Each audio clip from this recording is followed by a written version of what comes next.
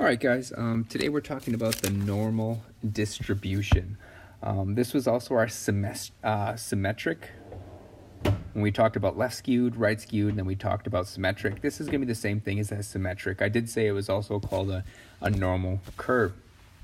If you read this little blurb here, it's talking about how people are getting taller over the ages, but it leads us to this statement that says, below are histograms collected from the data collected from adult men in reference to their heights. Note that in each histogram, we are increasing the sample size. So our first one that we're looking at, which is this one, is a random sample of 100 men. You can kind of see that it's forming that symmetric shape, that on both sides it looks the same. Well, if we start taking more and more samples, so in our next one we're taking 500 samples, we can see it start to smooth out. As we get to 1,000 samples, it starts to get even smoother, and we can start seeing that nice curve starting to form. Well, at the very last one, that one's if it is applied to the entire population. If we included the entire population, it would turn to this nice, smooth graph. And that is known as our normal distribution. That is our normal distribution graph. It's a nice curve that is symmetric about both sides. Our normal distribution, it follows something called a bell curve. That shows how the data is distributed from the mean, where that mean is smack dab in the middle. And as the data goes to the left or right, you can see it goes down. So we have less and less of the population. If I come out here, if it lets me, out here, it's going to be a much smaller population that's it has that particular height than if I would be right here. So it is definitely showing us how data is distributed about our mean in a very specific way. Just a quick mention, I did say that it was symmetric. So we are in fact talking about mean on this one, but we should represent the fact that, or recognize the fact that our mean and median would be about the exact same in any normal distribution. So although we're talking strictly about mean from here on, know that we're also talking about median because it would be the exact same measurement. All right, if we read slightly below, it says the normal distribution provides a wonderful model for all kinds of phenomena because many sets of data items closely resemble this population distributions. Examples include heights, weights, intelligence, quotients, that's IQs, SAT scores, prices paid for a new model of car, and you'll see that in commercials, and even the spans of light bulbs will follow that nice curve. Also, a term you might have heard that deals with that normal curve is when a teacher says they're curving a test. When a teacher curves a test, what they're trying to do is they're trying to pick some mean that's right smack dab in the middle that might be a B. So they might want to have a select number of people that go above an A, a B, and they might want to have a certain number that are below a B. And that's what's called curving a test. They're actually putting it to a normal distribution curve. All right, when we have a normal distribution curve, which follows like this, the huge rule that we're working with is the standard deviation, which we just calculated yesterday. It plays a crucial role in the normal distribution, as summarized below. So what's happening here is we got this nice little curve, and if we look at that 0 down here, this is actually going to be our mean. Note our mean is not usually 0, sometimes it's like 84, sometimes it's 30, it is what our actual mean is. Now if we go left and right of that mean, we can see a positive and a negative 1 to either side. That right there is one standard deviation to the left or right. So if we look over here in our first tick mark, it says approximately 68% of the data is going to fall within one standard deviation of the mean. Now, this number will also not usually be 1. That is saying that it's one standard deviation above the mean. In other words, we're taking the mean and adding one standard deviation. To get to this next 2, we would take the mean and add 2 standard deviations, whatever that standard deviation value is. It could be 12, it could be 100, and we'll see on the next slide what's happening there. So it says that between -1, which is right here, and 1 lies 68% of our data. To file that down just a little bit further, we would know between 0 and +1, there's going to be 34% of our data. And between 0 and -1, there'd be 34% of our data. Now, moving further, our next one says approximately 95% of the data falls within 2 standard deviations. So now we're talking about our 2 standard deviations. That's our second one. So we are tacking on a little more percent. So this breaks down even further to, well, between 0 and 1 was 34%, and between 1 and 2 is going to be actually 13.5% of our data, which means between -1 and -2 is 13.5% of our data. If we take 13.5 plus 34 plus 34 plus 13.5, you'd see that adds up to 95%. All right, the final one we're going to talk about is going to be the third dot, and it says approximately 99.7% of the data fall within 3 standard deviations. So if we look at that big 99.7%, it links that -3 to 3. Breaking that down even further, this isn't exact because it's a slight approximation. This would be about 2.35%, which on the other side would also be 2.35%. And this little end part is actually going to be 0.15 of our data, and this side will also be 0.15 of our data. Note, after the third deviation, we call that our tail. That is known as the tail of our standard deviation. All right, so once again, these won't be 0, 1, 2, 3, but these percentages will stay as long as I say it's a normal distribution or it's a normal curve, which it will for all of these types of problems.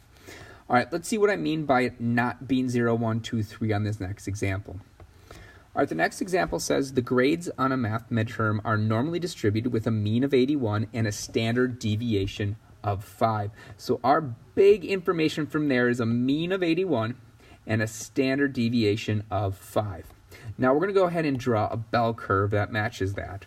So we're going to copy that exact same kind of curve from the other side. That's what we're going to start with. And that should be good enough of our curve. All right, smack dab in the middle of that curve, I'm going to draw a straight line. That line stands for our mean. So that is going to be our 81. That is our mean. That mean will always be right smack dab in the middle of our curve. I do also want to note, look at that tail. Your tail shouldn't actually touch your x-intercept or whatever we have going on down there. It doesn't actually touch. It just gets really, really close, and then just keeps going. All right, so it's going to keep getting closer forever, and it'll never touch it. So when we're drawing this as best we can, let's try to make sure that tail doesn't touch that axis. All right, that's our first thing. Now we're going to draw a line to the left and right of that one. This is going to be 1 standard deviation away from 81. Well, 1 standard deviation is 5. It is either adding 5 or subtracting 5. So we have start with 81. We are going to add 5 to it to make an 86. And on the other side, we're going to have 76. We are adding 1 deviation and we're subtracting 1 deviation. Now, if you remember from the other side, we would have 34%, and we'd have 34% there. All right, continuing on, we're going to do another standard deviation. So we'll draw another line there and another line on this other side. Once again, we are going to add another standard deviation. So we started with 86. We add a standard deviation of 5. We are going to add 5, which will make this 91. On the other side, we're going to subtract 5, which will leave us with 71.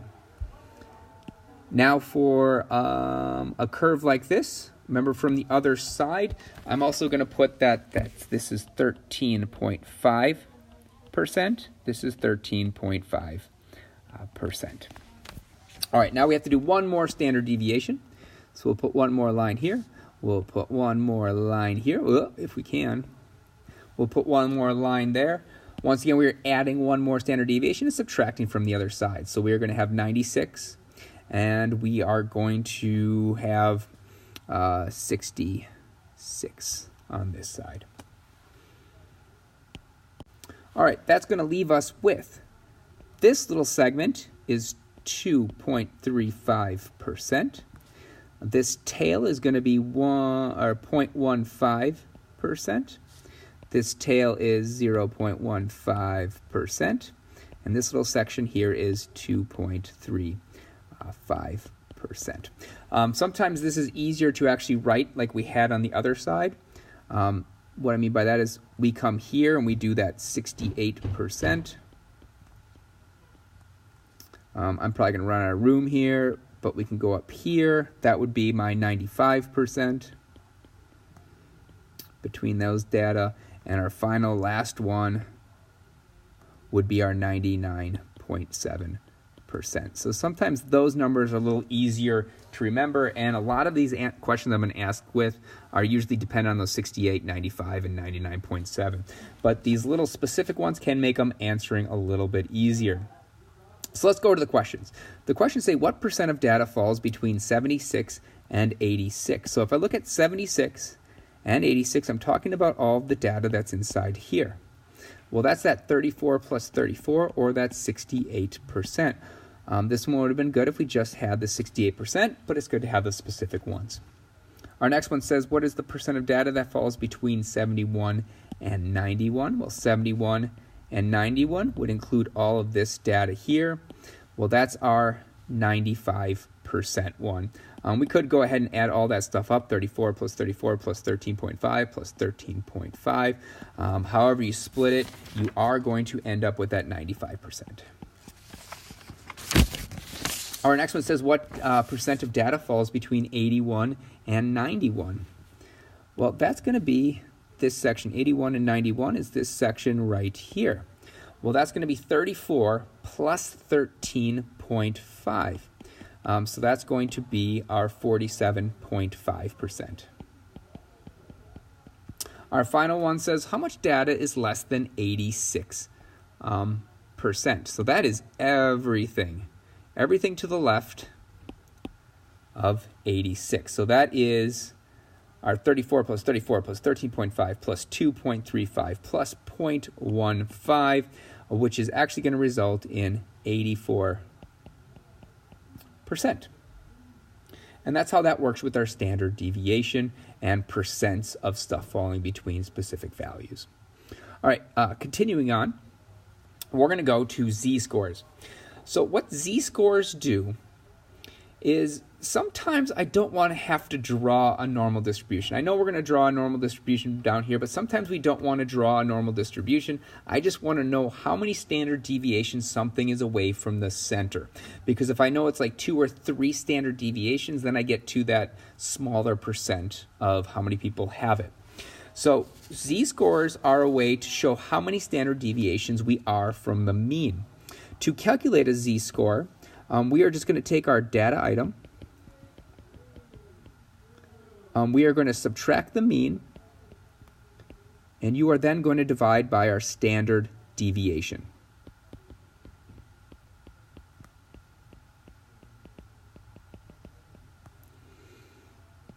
All right, in terms of symbols, it would be x minus x bar all over our sigma, or our standard deviation symbol. All right, that is our z-score, and that's how we're going to calculate it. We're going to start out by calculating our z-scores and kind of seeing where it would fall on this particular curve. So we start with a 9-pound baby. Well, if we read the thing, it has a mean weight of a newborn infant is 7 pounds and a standard deviation of 0.8 pounds. The weights of the newborn infants are normally distributed. Find the z-score for the weights. So if I look at 9 pounds, our z-score is going to equal our 9 minus our average, which is 7, divided by 0.8. Well, that's going to end up being 2.5. That means if I look at our first picture of our standard deviation, 2.5 Let me erase some of this stuff. 2.5 would actually be right out here.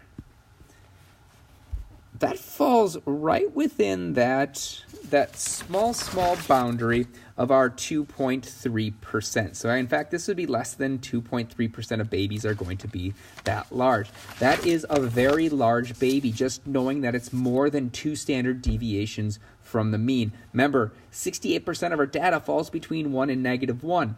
95% of our data falls between 2 and -2. Anything outside of 2 standard deviations is either really large or really small. So just looking at that z-score of 2.5, we know that this is going to be a very large baby compared to the standard. That is very large. Let's look at a graph of that. Once again, z-scores are usually so I don't have to do this graph, but we are just doing notes. So let's just practice drawing one of these again. So we always go 3 standard deviations to the right, and we go 3 standard deviations to the left. All right, let's do an actual one on this one. So we'd have 7 as our mean. Our standard deviation is 0.8, so we'd go 7.8 here. We would go 8.6. We would go 9.4. Then to the left, we'd go 6.2. We would then go 5.4, and finally we'd go 4.6. Well, 2.5 standard deviations. So if I'm looking at my standard deviations, so these are our actual values, but if I'm just looking at our standard deviation scores, this would be a z-score of 0. This would be 1 deviation. This would be 2. This would be 3. This would be 1 standard deviation left. So we go -1. This would be 2 deviations to the left, which would be -2 deviations. And this would be -3. So once again, 2.5, we already said, was right here. That's a pretty large baby. Our next one is 7 pounds. Well, 7 pounds, our z-score shouldn't be that big because that actually is our mean. In fact, when we do our x minus x bar, we'll have 7 minus 7 all over 0.8, which equals 0. That, on our graph, would be right here. That is our average. That is 0. A 0 score means you're very average. Between 1 and -1 z-score, you're pretty average. It's when you start getting to 2 or larger that you're kind of out of those bounds. Let's check 6. 6, our z-score would be 6 minus 7 divided by 0.8. That's going to end up being a -1.25. -1.25 is about here. Not crazy small, it's just going to be a little small. So it's going to be a small baby compared to the average. So once again, z-scores, the bigger your number is, either positive or negative, the farther you are away from the mean. When we start getting to 2 standard deviations in either direction or more, we are getting a rarer and rarer case. So for instance, our 9-pound baby, that's a very large baby compared to our mean because it's at 2.5. Very small percentage of babies are actually that large. All right, guys, good luck on this.